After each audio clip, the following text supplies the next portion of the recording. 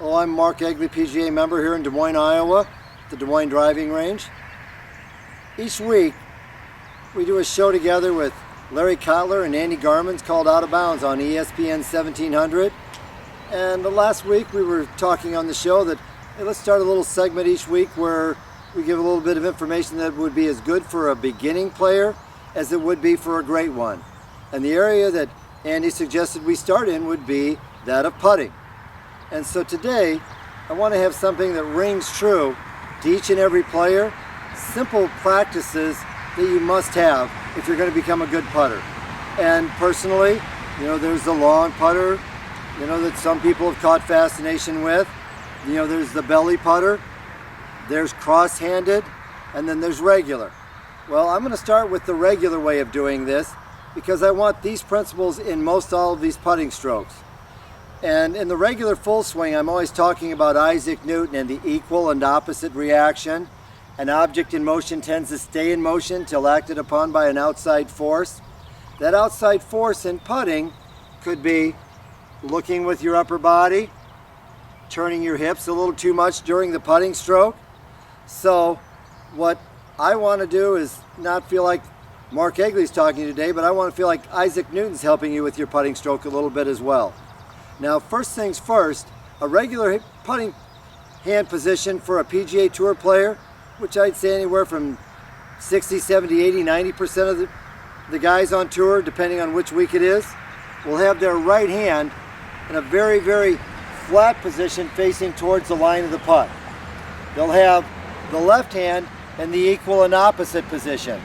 And so when they go to put their hands on there, they're going to be facing one another in this fashion here. Then they're just going to be closing the fingers. So most putters are going to have a flat surface on top and circular on the bottom. Size varies quite a bit on the tour these days. So first thing you're going to see is the right hand come onto the putter, and then the left thumb is going to sneak underneath the right heel pad area.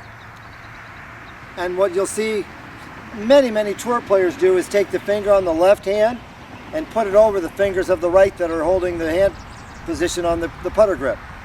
And that's so a player doesn't start flipping the putter underneath. That causes the putter to loft.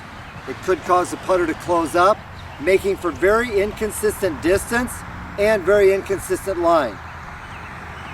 When I get up here in a moment, I'm going to show you a simple drill that I'd like all my competitive players do when they're traveling from course to course.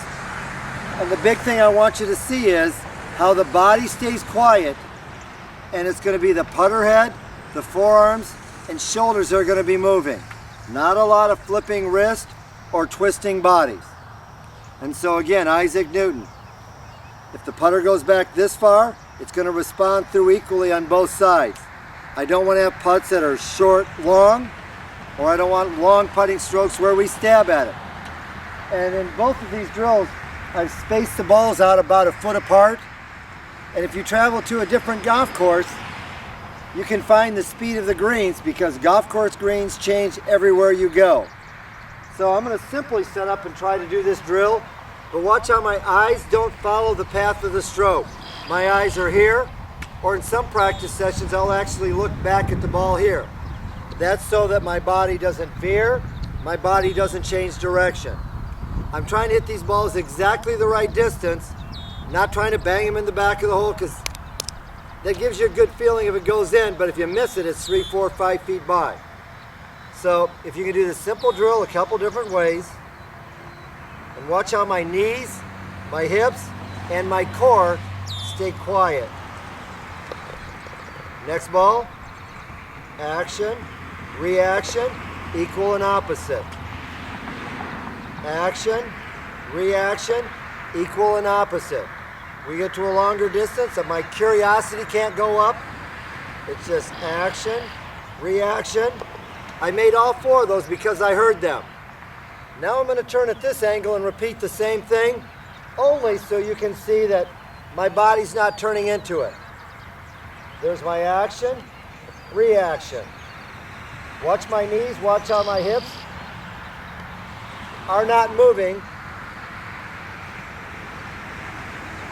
in any way, shape, or form that it's the shoulders, forearms, and there's no curiosity on how we're doing, because that will result in too much curiosity and not enough continued success. Let's not try to look there. Let's swing right here and let our body relax so that the hands, arms, and the really good hand position that we've prepared for can prepare you for success. Thank you for joining us each and every week here in Iowa on the ESPN 1700, and look forward to your comments and your calls this coming Thursday. Thank you.